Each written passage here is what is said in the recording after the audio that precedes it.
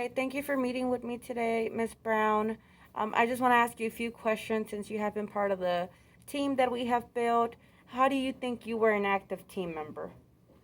I feel like I came to all of our team meetings and planning sessions well prepared and contributed with my skill set to the team the best that I could. And I know we discussed that you were doing science. What all did that entitle? So I would go through the district science curriculum documents to uh, utilize their scope and sequence to see which TEKs we needed to cover each week. And I will, or what I've done was go through my resources and the district resources to make sure that any activities that we plan for science align with the TEKs, align with the district expectations, and are engaging activities for our students. Awesome. Okay, and how do you think, because we talked about how our end goal was to increase the students' like reading levels and success in the reading teak since they had been struggling previously. How do you think what you did is going to help us reach our goal? Well, so with planning science, I always ensure that our science plans incorporate those reading skills that we're practicing during our reading lessons. So they might have something that they have to read and then apply their knowledge to the particular skill that we're learning in science. Awesome. Okay, so out of all the professional development that we have been doing, how do you think it has helped you grow as a teacher? I'm always very interested in learning about new ways of teaching, learning new styles, listening to the way other people do things and view things. And I always take that step and kind of self reflect on how I do it. And if I hear something that I feel like is better than the way I've done it, then I'm going to try it. Okay, and in our team meetings, did you have any moments where you felt that you actually learned or that it was helping you in with your current situation? Oh, absolutely. I'm working on a team with people that have been in the district and with people that have taught this grade level before, and they have all been able to provide ways that they've delivered lessons or been able to provide me with information that would help me utilize district resources, being that I am new to the district. Awesome. So while we were implementing our plan, I collaborated with you to improve the classroom instruction. I gave you some guiding questions to think about what you have learned and how you used it in the classroom. Did you use those guiding questions to prepare for your reflection today? Yeah, I believe they were helpful. And it made me really think about all that I've done in this short period of time so far this year. All right, so we're going to go over some of them. I know I gave you a bunch, but we're just going to go over some of them and we'll see how you go from here. So, what forms of assessments do you use to collect data to determine the present levels of educational and functional performance of your students?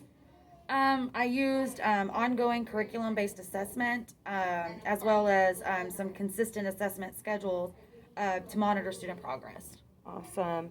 Okay, so now that we're more into the year and we have assessed some of our students, we have to start thinking about IEP goals or short-term objectives that are aligned with content standards. How did you do that? I know that you have special ed students in your classroom, so how are you doing it with the current levels? Well, I'm knowledgeable of the state and national standards, Mm-hmm. and I apply those standards when formulating annual and short term IEP goals and objectives. Awesome. And is there anything that you're currently facing in your classroom that you think is gonna become a barrier to those goals and objectives? Like, is there any particular students that you're concerned about? You don't have to say their names. Just I do have a couple of students, one that has an IEP that also appears to have maybe digressed a little bit, likely due to the lack of school due to COVID. And then I do have a couple of other students that I'm very concerned about that do not currently have IEPs that I will be monitoring very closely. do you think that while working together with your team members, that you'll be able to see some growth um, towards his IEP goals? It's very, very possible. I'm working very close with his caseworker as well, and we are working very hard to push his goals so that we can get him grown where he needs to be. Okay, well that's good. So not talking about like students, let's talk about using their background information. So, how do you use background information on students to form instruction on student learning? I've collaborated with the students and their families to complete self-administered surveys to determine learning styles and perceived strengths and challenges. I've used survey information, which is evident in planning and student outcomes. Okay, so how did you identify specific outcomes for students in your class? I've developed differentiated outcomes linked to state standards and students' IEP goals and objectives. Awesome. So, are your identified outcomes consistently differentiated? I know you have to because of the IEP, but like for the rest of your students, based on their instructional levels, do you feel like you have to change your instruction to fit different like levels of students? Oh, absolutely. I have to look at the appropriateness of each of my students, look at their differentiated outcomes by using all the ongoing curriculum-based and standard-based assessments that we use. Okay, awesome. So right now, I know they're giving us a lot of digital resources, but what resources are you using to assist the student in achieving their goals and objectives? I've been using curriculum-based materials and a wide range of supplemental materials and technology like Smartboard, interactive websites, and my document camera, just to name a few. And I know that I did mention some of the applications that the district is giving us. Can you name a few of the apps the school give us and how you're using them? So our kids use the app Waterford as a intervention tool.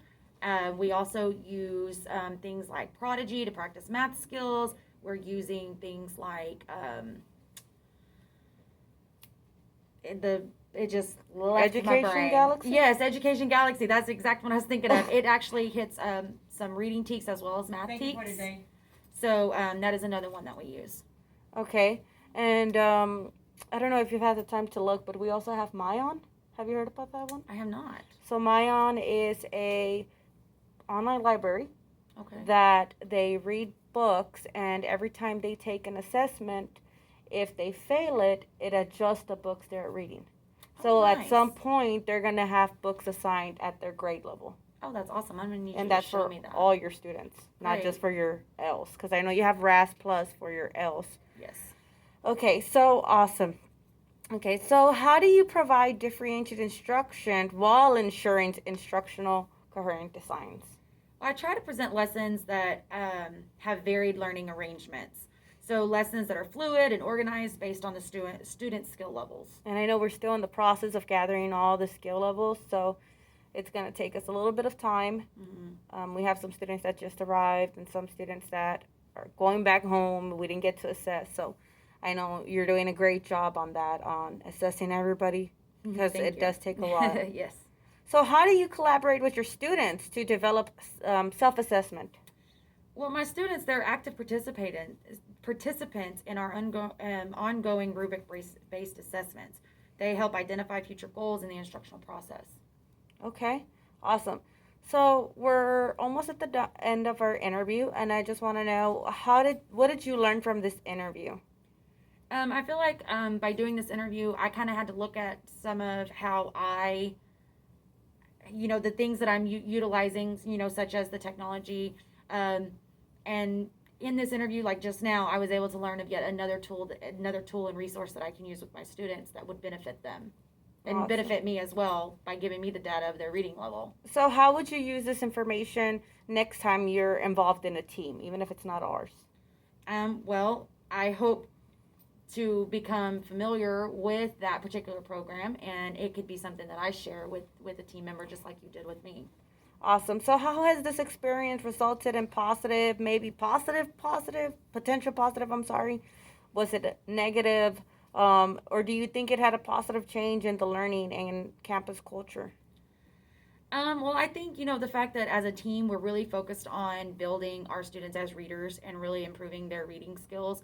And I think that because we are doing that as a team and we are united in that particular goal, we are able to really, boost that culture, that campus culture, because we're going to show other grade levels, or whenever our kids go to second grade, they're going to see that our kids are coming to them with strong reading skills, and they're going to know it's because we work together to build that. Exactly. And I feel like the kids can see it too. They can see when their teachers get along and, it makes them see that we work as a team. So Absolutely. overall, I completely agree with you. It does build a positive school culture. Thank you so much, Ms. Brown, for your time. I know we don't have a lot of it right now, so it means a lot to me. So thank you Yes, so much. you're welcome.